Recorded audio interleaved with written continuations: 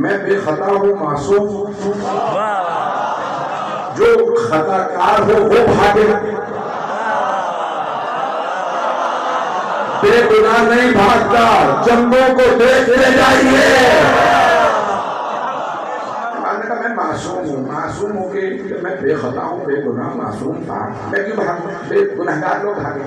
तो तीसरी वजह ये है, मैं तुझसे हुस्न ज़न रखे बैठा हूँ कि तू मासूमों को कदर नहीं करता होगा। कुछ देर को सोचने लगा इसने क्या कहा बच्चे ने, फिर उसने कहा क्या तूने ऐसा भी किया? जैसे इमाम ने फरमाया क्या तूने ऐसा भी किया, उसकी रूह कांपने लगी। कहा आप कौन है? इमाम ने फरमाया मोहम्मद इब्न अली। अब जो इमाम ने फरमाया मोहम्मद हूँ, बाबा का नाम अली है। कौन से अली के बेटे का? अली इब्न मूसा अर-रज़ा। एक मरतबा उसने इसी आयत की तिलावत की, अल्लाहु अअलमु हैसु यजअलु रिसालता, अल्लाह को बेहतर पता है उसे किसे नुमाइंदा बनाना।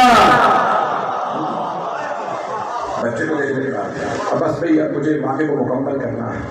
मामून चला गया शिकार पे, उसने उकाब आज भी आप देखेंगे बादशाहों की तस्वीरें उकाबों के साथ। उकाब बुलाया दुर्राज के पीछे एक टीकर नमाज करेगा।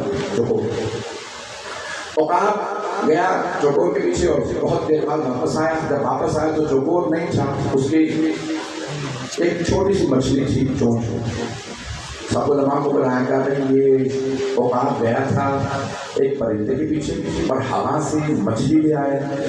ये मछली कहाँ से आई? सब कहने लगे पता नहीं। तब वापस चला बर्दाश्त चला, पूरे रस्ते यही सोच रहा है ये मछली आई कहाँ से। फिर से कहा कि मेरे अजायब घर में इस मछली को लगा देना, नीचे लिखना ये मामून खलीफा का उकाब हवा से लाया। दूर दूर तक कहीं दरिया नहीं है। जैसे वापस बगदाद पहुंचा, इमाम मोहम्मद अलैहि सलाम फिर खड़े थे।